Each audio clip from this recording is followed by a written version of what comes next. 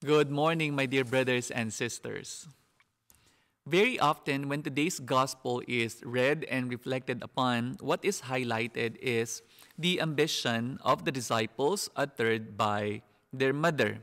Command that these two sons of mine sit, one at your right and the other at your left. When the 10 other disciples heard this, they became indignant at the brothers, James and John, signifying their same intent or same desire. Very easily, we can judge the disciples for being ambitious, for their arrogance. They were thinking in terms of personal reward and personal distinction. They were thinking of personal success without sacrifice. They wanted Jesus with a royal command to ensure that for them a princely life. But to their credit, I think we also need to see their loyalty and their faith in Jesus.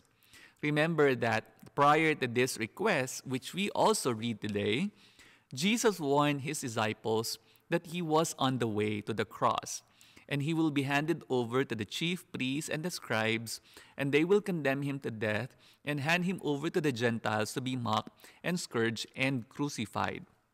And yet, despite that, the disciples still wanted to stick with Jesus. Their loyalty and faith in Jesus were not shaken by the prediction of the cross. And even further, when they were bluntly told that there lay ahead a bitter cup, it never struck them to turn their backs. They were determined to drink it. If to sit on Christ's right or left meant to suffer with Christ, they were perfectly willing to face that suffering. Such unshakable loyalty, and for that, I think we should also give them credit. Incidentally, it was to James and John that Jesus spoke of the cup. James was the first of the apostles to die, and his death was a martyr's death. So the cup that he drank was the cup of martyrdom. On the other hand, John was the last disciple to die. He lived a great old age in Ephesus and died a natural death. And so for John, the cup that he drank was the constant discipline and the daily struggles of the Christian life. I think this sheds a clearer picture for us, disciples of today. The cup of Christian life isn't just the short, sharp, bitter, agonizing struggle of martyrdom.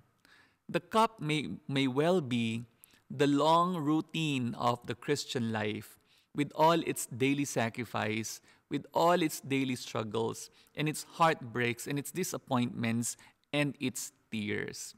So are you ready and willing to drink the cup of Christian life in order to show your unshakable loyalty and faith in Jesus? There is no one cup for the Christian to drink.